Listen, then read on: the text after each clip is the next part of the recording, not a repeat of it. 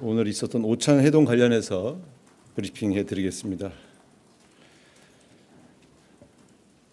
오늘 낮 12시 김종인 위원장님과 이재명 대통령님의 오찬 회동이 있었습니다.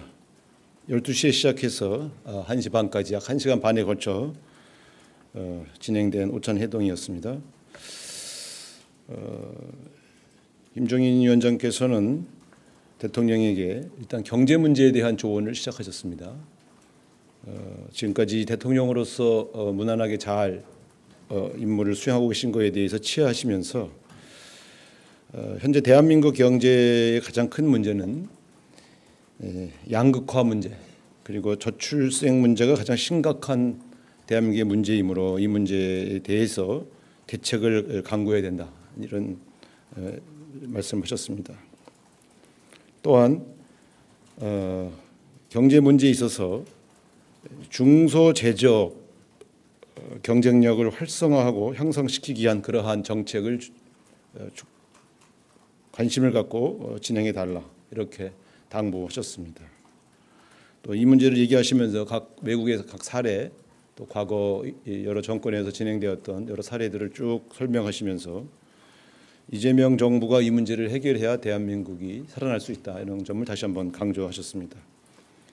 이에 대해 이재명 대통령님은 경륜이 있고 경험이 많으시니 계속해서 좀 도와달라, 이렇게 당부하셨고 계속해서 본인 조언을 할 수 있도록 그렇게 노력하겠다, 이렇게 화답하셨습니다. 또한 최근 미국과의 관세 협상 관련해서도 너무 조급하게 해결하려고 하지 말고 긴 호흡으로 해결해 나가려고 노력해야 된다는 점을 당부하셨고, 특히 미국에서 이재명 대통령에 대해서 친중이라고 그렇게 오해하는 그러한 사람들이 꽤 존재하기 때문에 이 점을 유념해야 된다, 이렇게 말씀하셨습니다. 이에 대해 이재명 대통령님께서는 한미 동맹과 한미 관계를 최우선으로 모든 문제를 다뤄나가려고 노력할 것이고 또 그렇게 해왔다. 그리고 미국이 이런 이재명 대통령님에 대해서 오해하지 않기를 바란다는 말씀도 하셨습니다.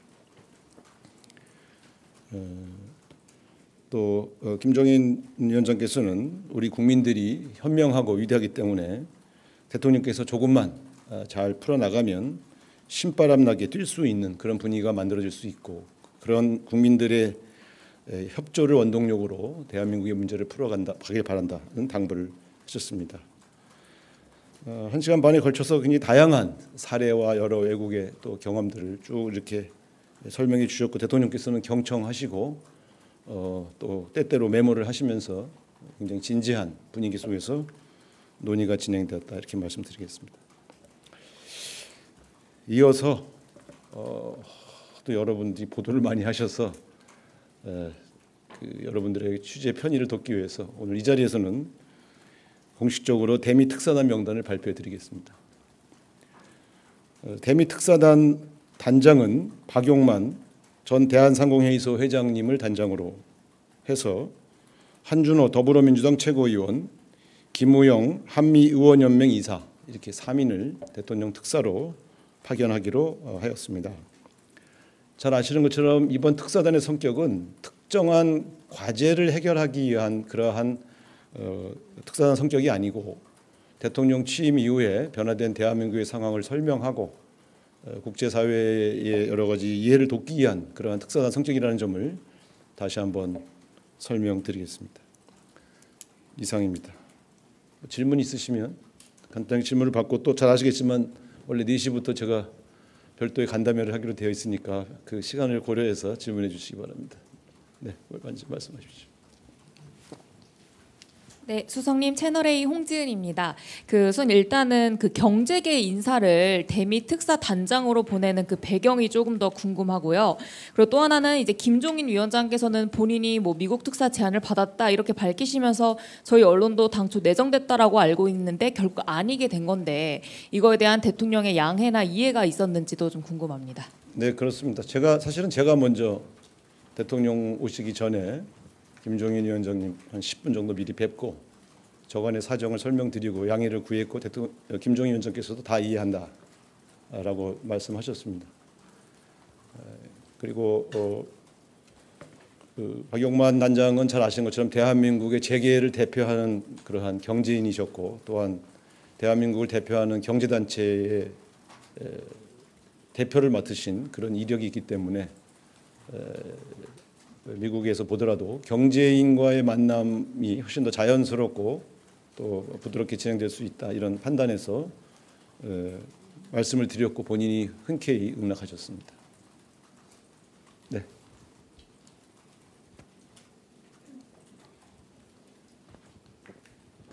예, 안녕하세요. 매일경제의 송순입니다. 저도 좀 특사에 대해서 질문을 드리고 싶은데요. 저희가 이제 알고 있었던 것처럼 원래는 김종인 위원장님이 좀 가시는 걸로 돼 있었는데 그게 좀 이렇게 박용만 회장님으로 바뀌게 된 그 배경이나 재반 사정을 수석님께서 설명을 주셨다고 하셔서요. 좀 어떤 배경으로 그런 좀 교체라고 해야 될까 있었는지 말씀해 주시면 감사하겠습니다. 네, 여러분이 잘 알고 있는 그 사정 때문에 그렇게 됐습니다. 네.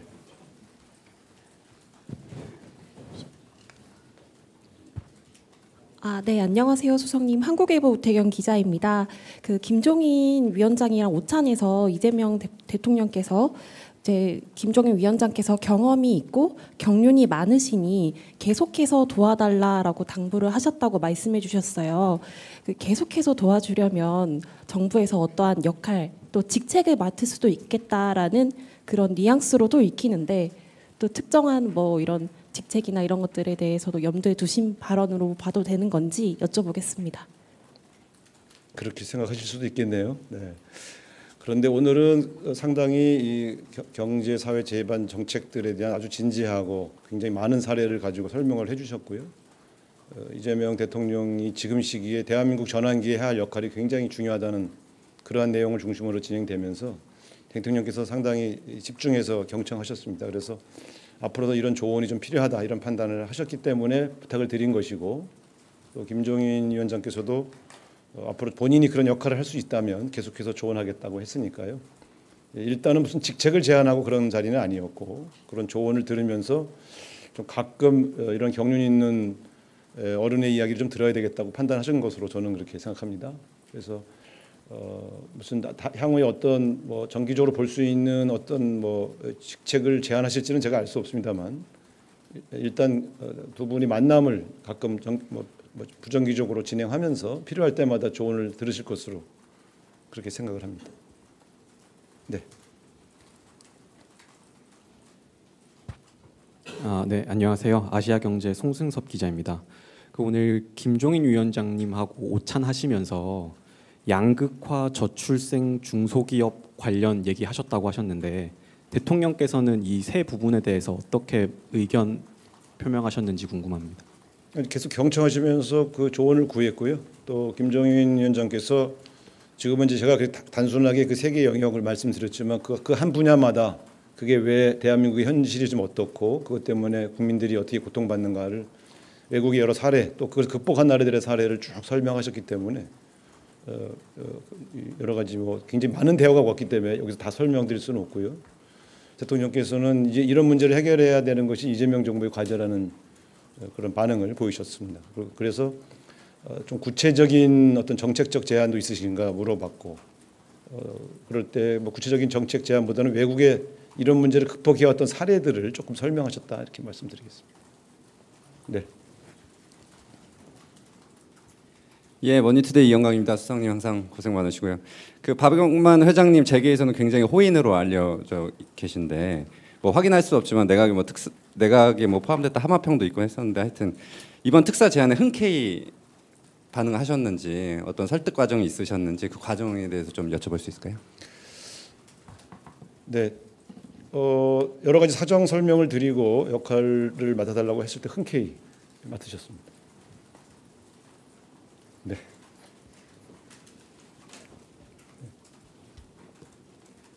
네, 저 TV조선 최민식입니다. 오늘 대통령께서 그 제헌절 맞아서 개헌 의지를 말씀해 주셨는데 사실 오늘 국회에서 제헌절 행사가 열렸는데 산부유인이신 대통령께서 참석을 안 하신 이유가 좀 따로 있는지 궁금하고요. 그래서 행사에서 직접 육성으로 말씀을 안 해주셔서 이 개헌에 대한 의지가 그렇게 크진 않는 것 아니냐라는 해석도 있는데 대통령의 개헌 의지는 얼만큼 큰지 좀 궁금합니다.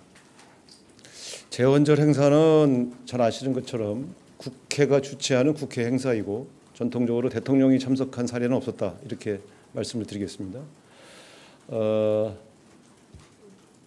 우원식 의장께서 개헌에 관한 여러 입장을 오늘 밝히셨는데 대통령께서도 보통 본인 공약에 개헌 공약이 담겨 있고 개헌을 추진한다고 하는 의지는 변함이 없으십니다. 다만 그 절차나 시기 문제는 어쨌든 국회에서 시작을 해야 되는 것이기 때문에 국회의 뜻을 존중하면서 또 국민의 여론들을 경청해 가면서 함께 하실 것으로 그렇게 예상됩니다.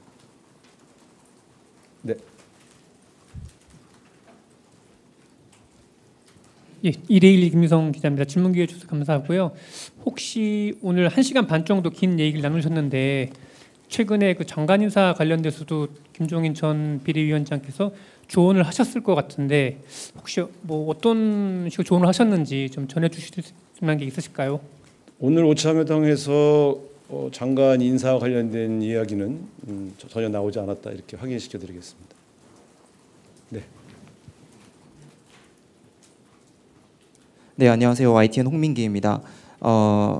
일부 언론에서는 오늘 아침에 대통령실 관계자 발언을 인용해서 스스로 장관 후보자들이 거취를 선택해야 본다는 이런 워딩까지 나왔는데 정무수석께서는 또 어떻게 보시는지, 또 청문회가 일단 끝나봐야 판단한다고 말씀하신 걸로 아는데 그럼 이번 주말에라도 어떤 판단이 내려질 수 있는지 여쭙습니다. 어떤 관계자가 어떤 발언을 했든 현재 상태에서는 개인 의견으로 저는 그렇게 판단을 하고 있습니다. 지금 현재 대통령실은 아직 다른 장관 후보자의 청문회가 진행되고 있는 점 등을 고려해서 청문회가 다 마무리되는 금요일 이후에 대통령께 전체적인 상황을 종합 보고할 계획이고요. 그 종합 보고할 때 대통령께서 어떤 지침을 주실지는 지금 예측하기 어렵습니다. 따라서 대통령실의 기류가 바뀌었다든가 대통령 기류가 여전하다든가 하는 그 기류에 관한 얘기는 제가 볼 때는 아직까지는 조금 정확한 접근은 아니다. 이렇게 말씀드릴 수 있겠습니까? 말하자면 어떤 판단에 대한 기류가 현재 있는 것은 아니다. 아직 종합보고하지 않았고 종합보고한 이후에 대통령님께서 일정한 인사권자로서의 판단을 하실 것으로 예상합니다. 아직은 어떤 방향으로 갈지 예측하기 어렵습니다. 그러나 어쨌든 다양한 통로를 통해서 여론을 청취하고 계시고 또 실제로 여러 가지 청문회 과정에서 나왔던 여러 쟁점들에 대해서도 일일 보고를 통해서 상황은 잘 파악하고 계시다. 이렇게 말씀드리겠습니다. 네. 여기까지만 듣고 옮겨서 대화를 하는 게 더 편하시겠죠? 네. 네, 수석님, MBN 표선우입니다. 미국 특사가 확정이 돼서요. 혹시 출국하는 날짜나 뭐 정확히 일정이 나왔는지 좀 궁금합니다. 7월 말 정도로 생각해도 될까요? 사실은 제가 계속해서 발표를 해드리지 않은 이유는 당사국 간의 면담 일정이나 또 그런 것들이 확정되지 않아서 그냥 명단만 발표하는 것이 큰 의미가 없어서 계속 명단 발표를 하지 않았던 것입니다. 마치 아직 발표하지 않은 다른 나라들도 마찬가지입니다. 그래서 일정이 확정되는 나라 순으로 먼저 발표를 해드릴 예정인데 주미 특사단의 경우에는 미국 특사단의 경우는 아직 면담 대상자와 면담 일정이 확정되지 않았다. 이렇게 그래서 아직 특별히 그 문제에 대해 답변 드릴 수 있는 내용이 없다. 이렇게 말씀드리겠습니다. 네, 또 다른 얘기는 이제 좀 옮겨서 편한 관계로 말씀을 드리겠다고 하겠습니다. 자, 고맙습니다.